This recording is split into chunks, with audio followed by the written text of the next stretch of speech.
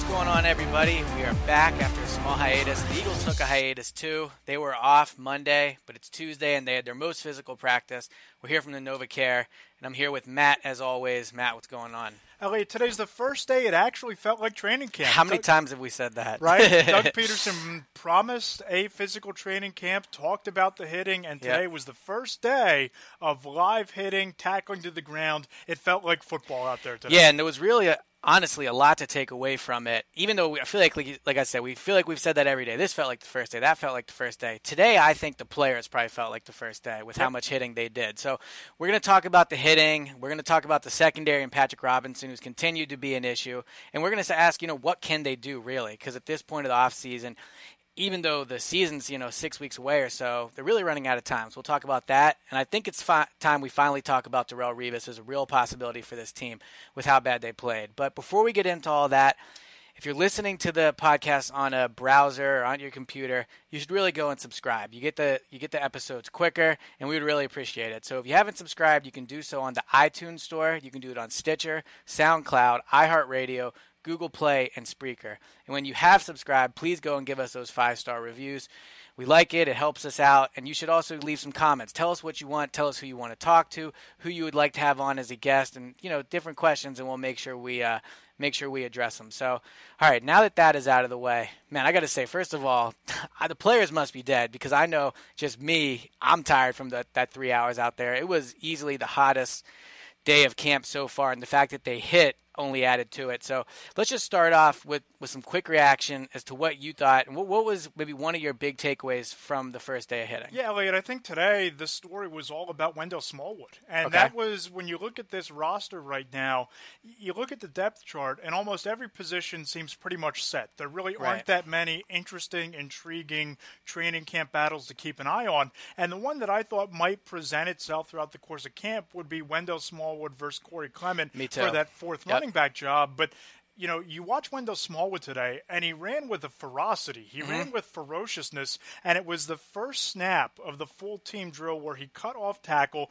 burst towards the sideline. It was probably about a 15-yard gain, and he didn't go down until he lowered the shoulder and dropped Chris Long dead in his tracks, knocked over one of the Eagles' cornerbacks dead in his tracks, and you just knew right then and there not only that hitting had begun, but I think Wendell Smallwood really threw down the gauntlet and said, for all that talk about me fighting for my job, this is what I'm capable of, and this is what I can bring this offense. The running back position's an interesting one for the Eagles because even though the top two backs are LeGarrette Blount and Darren Sproles, they're really both at this point of their careers situational players. They're not neither guy is going to get the ball 25 times in a game. At least that's not what you want out of them if you want anything out of them the following week. So even though Wendell Smallwood is maybe third or fourth, depending on where you view Darrelle Revis, he kind of is the Eagles' number one running back in a way because he's the only one that you can count on to give it 20 times week in and week out, but also potentially catch the ball out of the backfield. And Wendell, he's an interesting guy, man, because during the draft, I really thought they should take a running back because I wasn't high on Wendell Smallwood.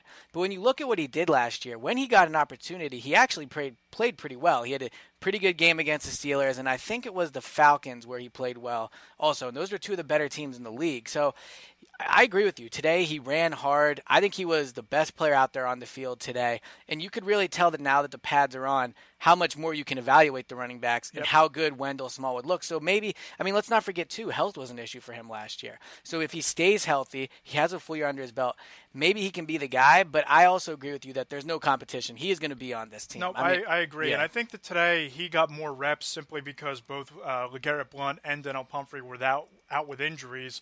It was personal reasons for Blount, and I believe it was an ankle for Pumphrey that kept him a hamstring. I talked to him afterwards. He did have his ankle taped, so maybe he's dinged up there too. But he told me it's a hamstring injury. He should be back in a few days. All players say that. Right. But for a guy like him, where obviously speed and getting an initial burst is big, the hamstring is something I guess will be a little worrisome. But at this point, I don't think we need to be worried about him yet. No. And I think that today Smallwood made the most of those extra reps because I think if both Blunt and Pumphrey were out there, we might not have seen as much of Wendell Smallwood, but this was an eye-opening performance from him. Caught a couple passes out of the backfield, but it was just that aggressive downhill running, bursting big plays off tackle that I think really opened some eyes with us. Mm-hmm. And I think that when the coaches pop in the tape during meetings later today, they're going to be encouraged by what they saw. And you mentioned the fact that he played more because Blunt was not there and Pumphrey was not there. Eagles are missing a lot of guys on Tuesday. So Alshon was out with a shoulder injury, which happened on Saturday. Me and you both saw that. Yep. He kind of went down really awkwardly at the end of a catch in a one-on-one drill. Sat there for a while, had a trainer look at him. He was moving his shoulder around. He basically sat out a good portion of practice from there on out. I think he did one more team drill. He was on the field Sunday at the Link. But now that I'm thinking about it, I don't think, was he a big part in that? I mean, I guess he did do everything. Yeah, he did everything on Sunday, and I caught up with Alshon Jeffrey in the locker room afterwards, and he said that he was all right. So whether this was precautionary, whether he just doesn't want to let on that it's more severe than it is, this is 2 days after that injury happened on Saturday. So I think that this is something to keep an eye on as camp progresses, and if he's out there tomorrow, then great. But if he misses 2 consecutive days, maybe there's something to that shoulder injury. Maybe they're just taking it easy on him. But I think it's interesting that he goes down with a shoulder injury, and meanwhile you look at Jordan Matthews, we were all concerned about how his knee would hold up. Yeah. He's been fine. He's done everything. He hasn't been limited, and he's played pretty well. Yeah, one more thing about Alshon before we move on. The funny thing is, I guess it's not funny for Alshon, but, I tweet out he's not practicing, and I know you've seen the same thing. Bears fans, all in my mentions, saying, we're not surprised by this. Looks like he's in midseason form. And, Eagles fans will just say, oh, they're just mad he didn't re-sign there. But I think there is something to be said for the fact that you're a fan base that saw this guy for 5 years, isn't surprised by it. And he's a guy that has had trouble staying healthy. So, on a one-year deal, I do think you're going to get his all this year. But it's just an interesting note that so many Bears fans were kind of like, this is what you get from this guy. Yeah, he was trending on Twitter as of Saturday after we wrote the story that he went down with that minor injury. And it was mostly the Bears fans tweeting at me, here we go again, surprise, surprise, surprised it took this long for him to get hurt. So obviously, I don't know how much it's just them being bitter that he didn't re-sign there or just kind of taking a shot at a guy who was injury-prone with the Bears. And looks like there's a chance that maybe that trend could continue. But even just besides the fans, the Bears have tons of cap space. They have needs all over the place. They let him walk. So, I know they franchised him last year, and I'm sure they made him some type of offer. But if they wanted him back, they probably could have paid him to be there. I do think Alshon, at least, and I don't blame him, strikes me like a guy that is looking for a big payday. So I think with the big contract, he would have stayed. The other injury from today was Torrey Smith. He was not at practice with back spasms. So now you have Alshon out, Torrey Smith out, LeGarrette Blount's out, Donnell Pumphrey's out, Elijah Qualls, Nick Foles, and then obviously Sidney Jones. So the injuries are kind of starting to pile up. And while none, obviously other than Sidney Jones, are serious, the fact that so much was made about this training camp with how Alshon and Torrey and Wentz need to get on the same page. It's just one practice, and they've looked good when they've been out there. But I just think that's something worth monitoring. If they start missing 1 or 2 practices every week with, the back spasms, which is something that you would think might linger, and then the shoulder, who knows what's really going on there. So I think that's just a little something worth mentioning. But while talking about injuries, let's talk about hitting before we get into Wentz, because I know we're kind of on different sides of the fence with this. Doug, we were both here for all of Chip. So we saw how Chip had, I don't want to say obviously not easy practices because they moved a lot, they ran a lot, but they weren't physical. Nope. He didn't do almost any hitting. He definitely didn't do any tackling. Doug's taken a different approach to that. Doug likes to do, he likes to have tackling. He likes hitting. And today they were very physical. I'm okay with it, I think, ultimately. I think that although there's an injury risk with that, after seeing the 3 years with Chip and how their practices were, you can really feel the kind of aggression and the competitiveness that hitting brings. Yeah, I think this is ultimately hearkening back to Andy Reid, because Andy Reid would run some of the most physically grueling and intense practices that were taking place throughout training camp, and that was 5-10 years ago here with the Eagles. So you look at the way that Andy Reid would have those grueling live periods, those intensely competitive short yardage and goal line periods that Doug is bringing back to the Eagles over the last 2 years.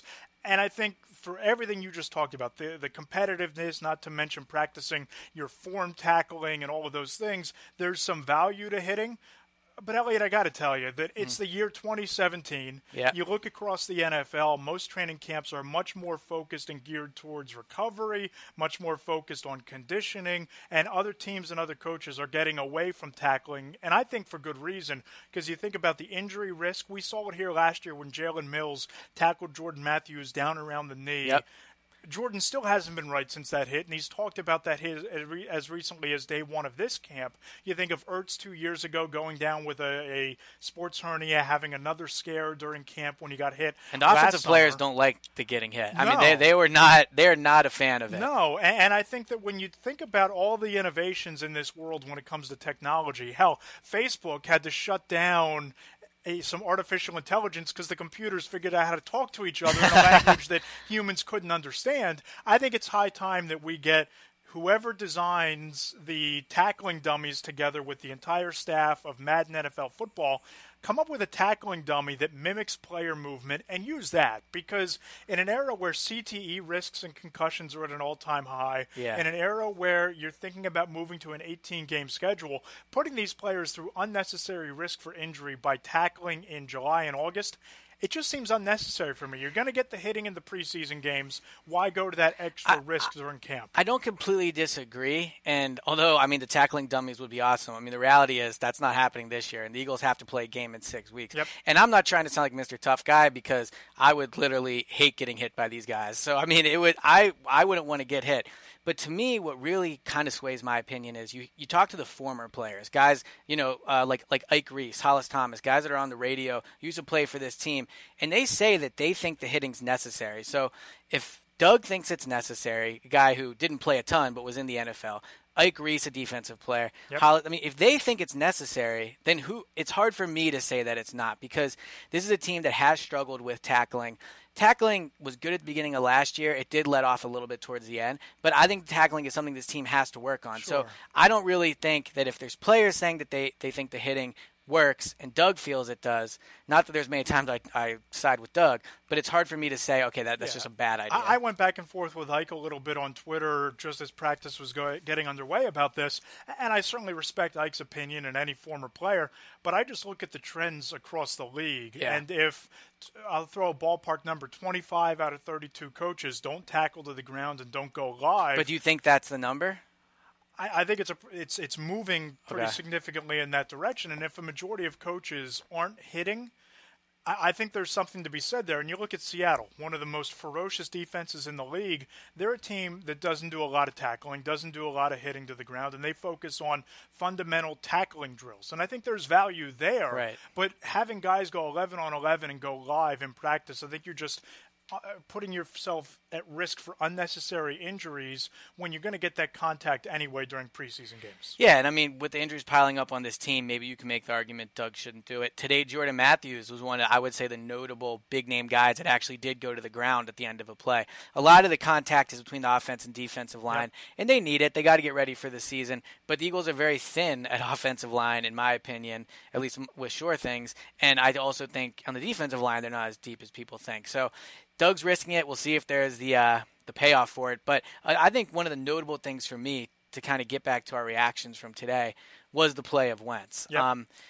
We last recorded on Friday, I believe, and he was coming off a really good practice. He was then really good on Saturday as well. I thought he looked good at the link on Sunday. Tuesday, though, not good. I don't know if it was because Alshon was out and Torrey was out. Maybe that was one of the reasons. But he was very inconsistent. Yeah, and what's weird is inconsistent actually is a perfect word to use because there were some balls today he threw that were beautiful, right on the money, down the middle of the field, areas where he struggled last year where you saw him make those plays. But I think what you saw on Tuesday was a lot more of the issues that haunted him last year kind of start to creep up. I agree. His worst throw of the day and probably of training camp came. It was 11 on 11. He's playing the second team defense. I believe he was targeting Marcus Johnson, but Zach Ertz was in the vicinity as well. And he throws it right into double coverage, and Rasul Douglas makes the play. Rasul Douglas is not a guy that's played well in training camp so far, so this wasn't just him making a great play. This was the ball being thrown literally right to him. It was an ill-advised pass. So we're standing right there, and you scratch your head, and you're thinking, well, what did Carson see there to throw that and pass. that's kind of what at least I saw from Wentz in the middle of the season last year. You think about games against the Giants, especially Cincinnati. Bengals. Seattle, yeah. I mean, he's throwing these balls right to guys. And Wentz, I mean, one of his strengths is supposed to be, I mean, I know he's considered a gunslinger, but that's more about taking chances down the field. One of his strengths is supposed to be reading defenses, knowing what he's seeing. And last year in the middle of the season, I think you saw him kind of get away from that, and he didn't do a great job with his decision making. I think he recovered at the end of the year, but to see him kind of make some of those same mistakes today on Tuesday's practice, it's not like press the red button, it's not like super alarm time, but I do think he was not good, and his accuracy also was not great. I agree, and I think that when you look at his practice on Saturday, where I believe it was a perfect 21 of 21 in 7-on-7 and team drills. You look at him slinging the ball up and down the field at the link on Sunday, a really sharp practice. This reminded me of early on in OTAs where I know I was scratching my head and saying, okay, is this guy going to improve? And did all of the work with the passing guru really pay off this offseason? Today, Elliot, it wasn't just the interception. It was the amount of throws that were low. Nelson Aguilar made a sliding catch on one, but there were several passes low in the dirt. And high. Reminiscent of Donovan McNabb. You look at throws that were thrown behind wide receivers. You look at throws that were high. Just a very inconsistent, inaccurate day for Carson Wentz. And part of that might just be it's the first time that live bullets are out there and guys are falling around him in the pocket, and the secondary is really stepping up because they have the pads on. But I'm not just going to write it off until I see him with the pads on and with full contact returning to the form of the last 2 days before today. I mean, so how much do you think Alshon and Torrey not being out there had to do with it? Because one thing I've noticed in practice is you mentioned he was 21 of 21 or whatever on Saturday. Some of those passes, though, were not good passes. They were just caught. Right. So how much do you think Alshon and Torrey not being out there today was part of the reason for his struggles? Because he's throwing the guys like Matt Collins, Bryce Treggs, a guy who we don't think is going to make the team. Actually had a pretty nice day today, but I still don't think he has a decent shot at making the team. I mean, how much do you think of that was Alshon and Torrey? I think there's something to be said, Elliot, for having the timing with your guys and working with Alshon and Torrey for the most of the spring and early training camp. But again, I don't know that if it's Alshon Jeffrey, if he's not going to throw behind him, or if that ball isn't going to be in the dirt because he felt the pressure in the backside of the pocket and had to deliver the throw before he felt comfortable doing it. These are things, like you said, that he struggled with last year, and we can't just put all of it on subpar wide receivers last year because it's still Carson Wentz who made the throw that sailed over the receiver's head in the middle of the field that was intercepted against Cincinnati. It's still Carson Wentz who underthrew a wide receiver on a critical third down. And I don't want to sit here and say that he can't improve, but people bang on me all the time and say that I'm some sort of Carson Wentz critic or Carson Wentz hater. And my stance on Carson Wentz is I think he has all the tools. I think he has the work ethic to improve, but I need to see him do it because there were stretches last year where he just flat out wasn't good, wasn't consistent, wasn't accurate, and all the help in the world, it's going to facilitate him improving, but he needs to actually go out and do it. And today was kind of a step backwards from where he's been the last couple of days. So let's get into Wentz a little bit because I wrote an article Tuesday morning just basically saying what's fair to expect from Carson this season. And I think we're on a little bit different sides of the coin here because I don't think you're a Wentz hater by any means. I think what you said is true. You just kind of want to see it. Now, I think I saw it a little more last year than you did. So I'm a little more – I guess I would say I think my expectations for him are higher next year because I think he's shown the ability to do it. But my question is – and before I tell you what I think my expectations are stat-wise – I think it's interesting to think about when we're recording this podcast a year from now, what will you want to see from Wentz, both, I guess, just in general, but also stats-wise, to kind of say, okay, he took a step forward and there was improvement there. Yeah, I wrote about this before I went away on vacation with my 17 bold predictions for the 2017 season, and the numbers I threw out there for Wentz were 32 touchdowns, and somewhere around 18 to 20 interceptions. Because I think interceptions are going to happen especially when you become a gunslinger and you're pushing the ball downfield. But I look at everything the Eagles did this offseason, bringing in Alshon Jeffrey, bringing in Torrey Smith, bringing in LeGarrette Blount. You don't have the cloud of Lane Johnson suspension hovering over you, and we saw how much more comfortable he was in the pocket when Lane was on the field versus when he wasn't. I think that if he doesn't exceed that 30-touchdown plateau and again, the interceptions are going to happen, but if he doesn't increase the touchdowns along with the interceptions, or the interceptions stay relatively the same, then I think it's going to be hard for us to look at it and say, you know what, Carson Wentz, with all that help around him, took that leap forward the Eagles were hoping for. See, here's why I disagree with you slightly, and had you asked me this last week, I might have been close to what you're saying with the 30 touchdowns. But so for my article, what I did was I looked at the guys who were top 15 in the league last year in terms of passing, just how they were ranked. I think it was yards I used. And I looked at what those guys did in their second season. So obviously Drew Brees, for a guy like Drew Brees, this was a long time ago, his second season. There wasn't as much passing back then, so that's a little skewed. And obviously each situation is different. But when you look at the guys, the top quarterbacks in the league, kind of what the leap they took from year one to year two, it wasn't as big as I think what you just said right there, because if Wentz throws 30 touchdowns, 31 touchdowns, that's almost twice as many as he had last year. He had 16. Now, he had, I think, 37 or 3,800 yards. So that it's tough to tell in today's NFL what kind of a good season is with passing yards, because teams throw the ball so much more, and he threw it 607 times. But on average, the top quarterbacks, the top 15 quarterbacks from last year, in their second season, they only averaged around 25 touchdowns, 3,700 yards, and 13 interceptions. So I agree with you that if you told me those were his numbers, I would say, all right, like, that was okay. I'm not overly impressed by that.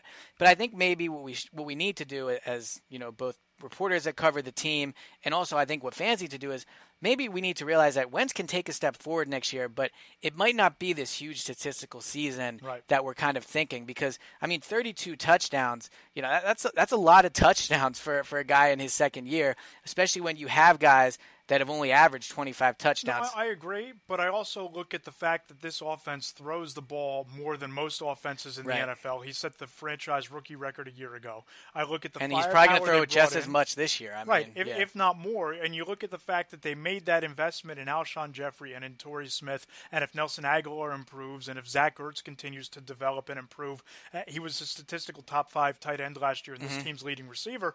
If those guys all improve, and there is that impact from Alshon Jeffrey, maybe 30 isn't the hard, fast number that I'm looking for from Wentz, but I think it needs to be a significant jump and a significant improvement in that touchdown to interception ratio. Yeah, and I mean, see where I kind of disagree a little bit too, though, is when, like, you know, you talk about Alshon Jeffrey, Torrey Smith, Wentz, I mean, not Wentz, even Ertz, really. I mean, like, you say with Wentz you need to see it, but like, when have those guys that I just mentioned really made quarterbacks considerably better? Now, maybe all together, and they will, and obviously I think they've improved at receiver over last year, because you've only added talent. You really haven't gotten rid of anybody besides Darrelle Green Beckham. So the weapons around Wentz are better, and I think maybe his completion percentage will go up, and I do think, you know, having guys to make plays for him will help.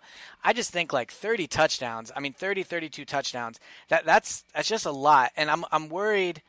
I shouldn't say worried, because I really don't even care. But I mean, like, I just think that expectations have become so high for him that maybe it's, you know, like, if we're going to sit here at the end of the year and he has exactly what these guys average, 25, 26 touchdowns, 13 interceptions, you know, close to 4,000 yards, are we going to sit here and say, you know, maybe this wasn't enough? Oh, no, I don't think we'll be saying that at all, particularly if those numbers translate into an extra win or two, that he led them down the field in a 2-minute drill and won the football game. Yeah. And I mean, that's the other thing. So of these teams, and I actually have it right here because I think this is pretty interesting. So of the 15 quarterbacks, only 4 threw over 30 touchdowns in their second season, and 5 of the 15 threw over 25 touchdowns. So over 25 is not, I mean, this is not something a lot of players have done in their second year. I think Jameis Winston, what did he have last year? He's a guy a lot of people point to. Jameis Winston, I have it right here. Give me 2 seconds. Jameis Winston last year, 28 touchdowns, 18 interceptions. So close to 30, but not exactly 30. But I do think the win-loss record will, for me, that's a stat I like. I know you're not big in the quarterback win-loss, but I do think sooner or later, maybe it's not next year, you're going to have to start judging Wentz off wins and losses. So for me, if they win more than 7 games and Wentz has 26, 27 touchdowns, maybe 15 or 16 interceptions, I think that'll be a good year for him, because he will have taken the step, he will have taken the team forward, and he also will have just, you know, improved his numbers. So let's get back to practice though. So I think one issue we both saw today pretty clearly was the play of Patrick Robinson. Not good. So Patrick Robinson signed a 1-year deal for right around $1 million, no guaranteed money. So even though the Eagles might not have high expectations for him, he was the lone veteran they signed at the position, and he's being handed a starting job. I mean, right now he is the starter along with Jalen Mills. He's not played good. I mean, I'm sure we've talked about it before on this podcast because he's been bad throughout. But I think Tuesday was especially bad, and it seems like things are getting worse. I mean, we're both high to a certain degree on Marcus Johnson, but you don't want Marcus Johnson consistently beating your number 2 cornerback down the field when you consider Marcus Johnson was on a practice squad last year and out of the league for a portion of it. Robinson, if he starts in week 1, he's going to get matched up against guys like Terrell Pryor. Other teams, Jim Schwartz very rarely moves his cornerbacks from side to side. Other teams are going to make sure their best guys match up against Patrick Robinson, and it's not going to be pretty based off what we've seen in practice. Yeah, and I caught up with Patrick Robinson right after practice today, and he said, quote, I think I gave up way too many deep balls. I'm sitting and guessing on those deep balls. A lot of times I'm just sitting and guessing at what's going to happen. I have to stop doing that. That's something I have to work on. I really have to stay focused and play the right technique. It's pretty simple. It's just staying focused on your assignment and playing sound technique football. And that's all well and good, right? But this is now becoming a trend with him. And you look at the open practice at Lincoln Financial Field, Nelson Aguilar blew by him to the point where it looked like he was playing catch-up, covering him from center city. Torrey Smith got behind him on a 9 route. You look at today, it was Marcus Johnson having a field day against Patrick Robinson. And you're right, Elliot. These are not the type of players, at least in the case of Robinson and Bryce Treggs, that you want to see getting the better end of your top free agent acquisition at a position where 1 year ago, Leotis McKelvin and Nolan Carroll combined to give up more yards deep and to both sides of the field than any cornerback duo in the NFL. So the Eagles certainly need more out of the cornerback position, but I don't know how much more Patrick Robinson has to give. He's kind of a journeyman veteran, and I think what we've seen over the last couple of days is that you're kind of seeing what you're going to get from him. And that's the thing. So Doug said after practice on Tuesday, I asked him, I said, what have you seen from Patrick Robinson? He says he's taking strides. He's learning the defensive system. And obviously, anytime you come to a new defense, there is, there's going to be some adjustment. But I mean, playing a cornerback in Jim Schwartz's defense is not complicated. It's hard because you spend a lot of time on an island one-on-one, and that's, what you're seeing with Robinson. But it's not complicated. So for him to say he's got to work on technique, I know you always want players working on things like that. But he's now, I think, 4 or 5 years into the NFL. And ripping him, I mean, it almost feels like the blame is misplaced because Robinson is who he is at this point. Right. He's not a guy that you want to be your number 2. The real problem is Howie and Joe Douglas signed this guy to fill this role. I mean, look, people on Twitter have said to me, you can't fill every need on the team in one offseason. And I agree, but we're not talking about the fact that a need on this team is a long-term tackle prospect. We're talking about the fact that the Eagles cornerbacks were terrible last year. Howie knew that coming into this offseason. And look, he had to address the receivers as well. And clearly he decided to put more resources into receiver than cornerback. And maybe he should have done it differently. I mean, look, A.J. Bouye, his cap hit this year is $5.5 million. I mean, he could have signed a top cornerback.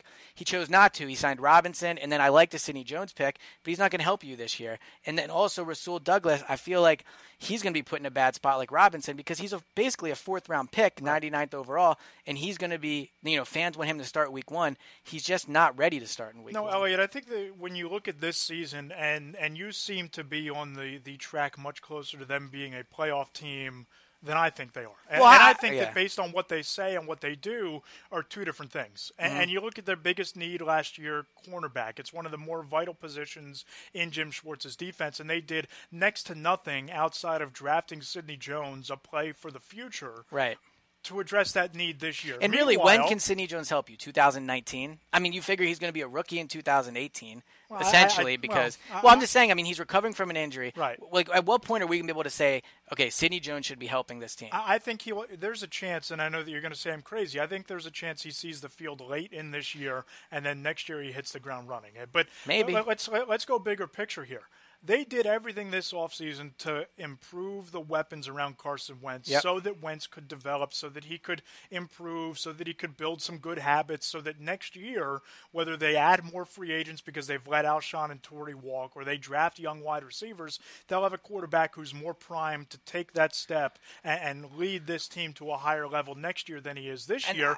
And they've built their cornerback position with Jones and Douglas for the future. So, and I agree, and I see what you're saying. Like, obviously, Wentz's development is the most important thing for this team. I don't think they went into this year thinking, hey, we can be a playoff team this year. Let's build to make the playoffs this year. I think they've done everything they can to look towards 2018 and 19, particularly at cornerback. But that's the interesting thing is, like, you say that they haven't spent to kind of win this year, but a lot of the players you just mentioned are essentially one-year deals. Alshon, one-year deal. Torrey, one-year deal. Well, right. That's where I'm saying they made those moves specifically so that Wentz could improve with them this year.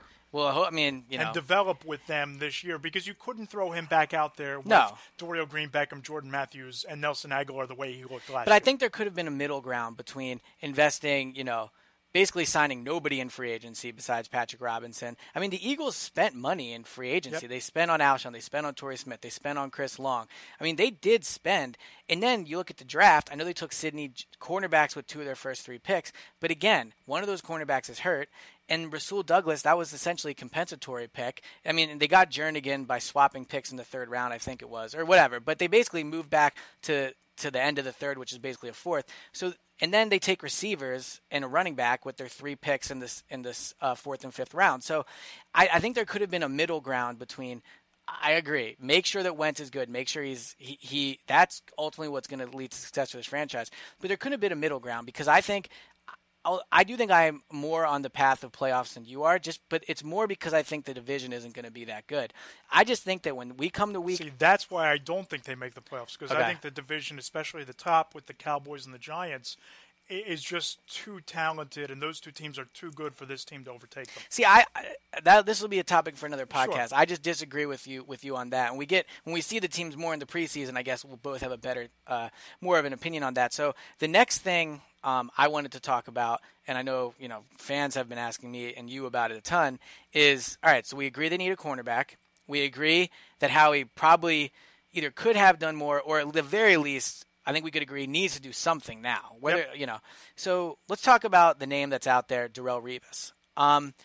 We have our NJ.com Jets guys, Connor Hughes and Daryl Slater, and I asked them before we did this. I said, "How was Revis last year?"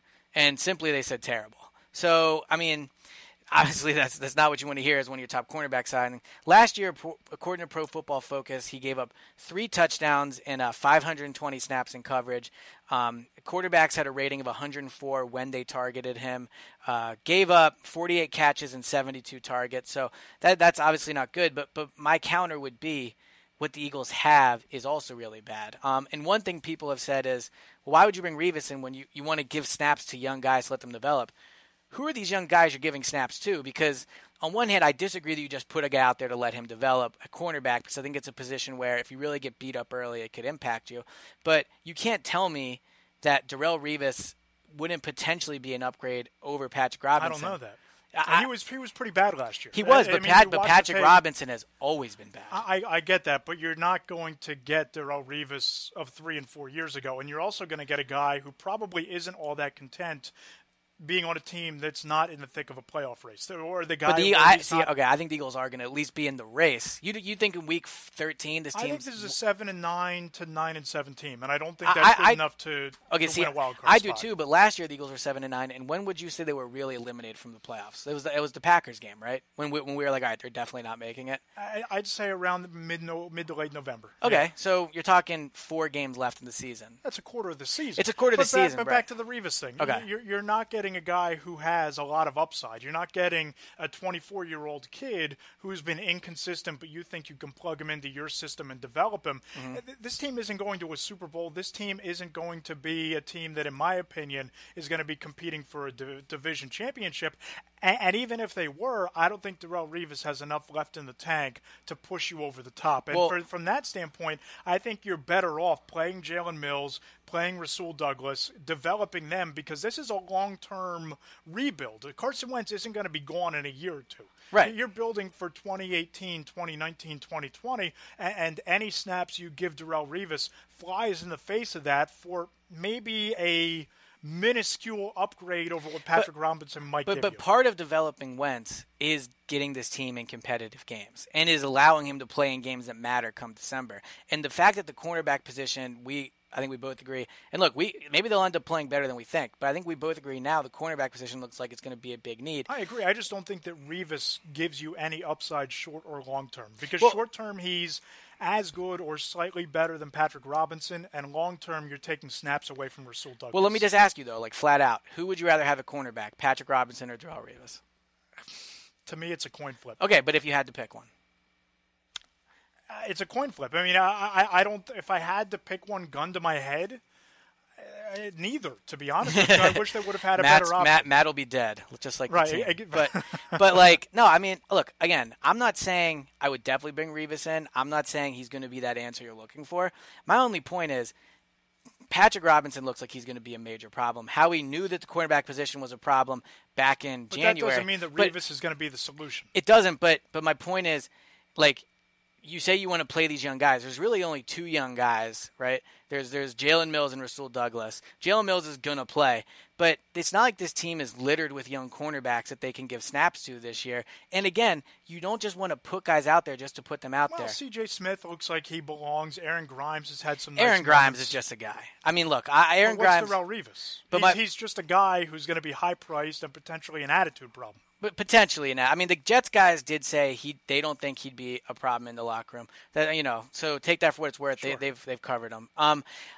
Look, maybe there's something to be said for the fact that if you sign Revis, all of a sudden the expectations go up unfairly among the fan bases. So again, I'm not saying I would definitely sign Darrelle Revis. I'm just saying, like, people need to understand, those who don't get to watch practice, the cornerbacks are really bad. So maybe you bring Revis in for 1 year and you just pray he turns into a guy. He gives you what he was 2 years ago. And if he gives you what he was 2 years ago, or 2 years ago, he's an upgrade over everybody on this roster. So I would at least, depending on what the money is, the Eagles have around $10 million in space right now. They'll have 14 once they get rid of Ryan Matthews.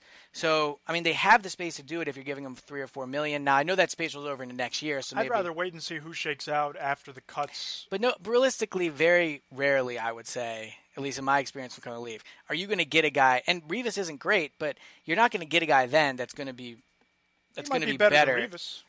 Maybe, but that's a lot of. The reason we're talking about Darrelle Revis is because he has name value, right? Because he's been, but also because he's been really good, right? In the past, it's been at least a year or two since he's been a really good. He was bad last year.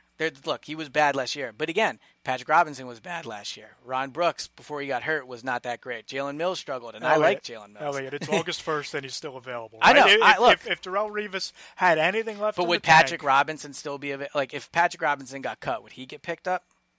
I don't know the answer to that because he was signed back in mid-March. But the bottom line is that there are 32 teams in the NFL. The Eagles' cornerbacks might be among the worst in the league, but there are other teams with bad corners.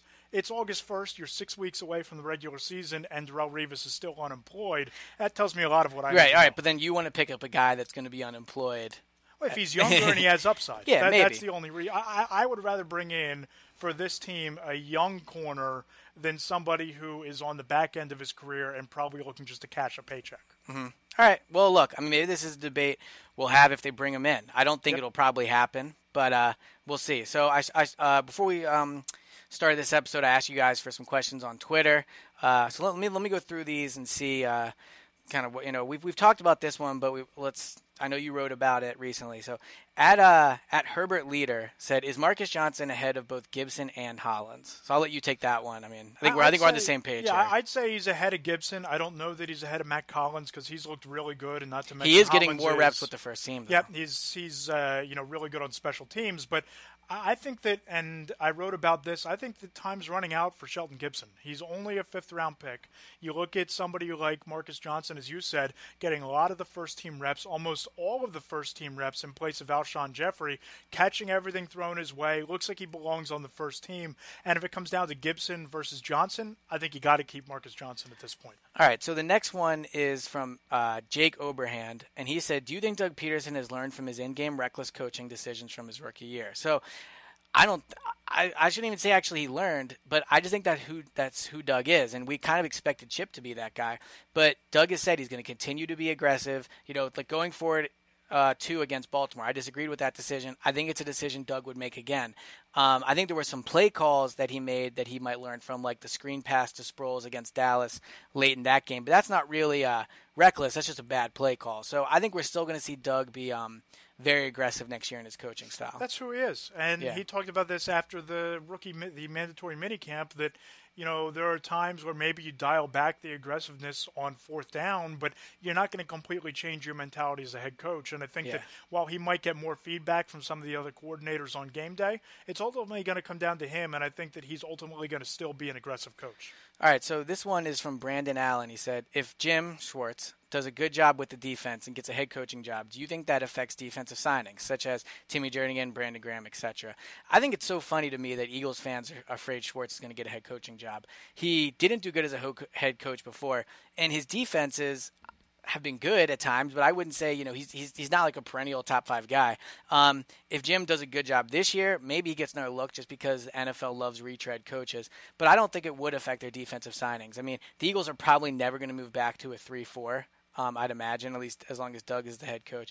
And guys like Jernigan, who is actually coming from a 3-4, but right. Jernigan and Brandon Graham, I think they're just good defensive linemen. So I don't think it would impact their defensive signings too much. No, I agree. And I think that I really compare this to college football. And when a coordinator gets a head coaching job somewhere else, that's a good thing, because that means that they did a good enough job as a coordinator, got the most out of the players that they have on their roster and in their program to ultimately land on the radar for a team to become a head coach. And if the Eagles lose Jim Schwartz, that means that their defense was a top 10 defense, that they've developed some talent and they look good. And there's some really good up-and-coming assistants on this team, like, the secondary coach, like Corey Undlin, like the defensive line coach, Chris Wilson. Yeah. I mean, there are guys on this coaching staff that could step up if the Eagles decided to promote from within. And like you said, I don't think that it's all that likely that Schwartz will get another look just because of how terribly it went in Detroit. Yeah. But if he does,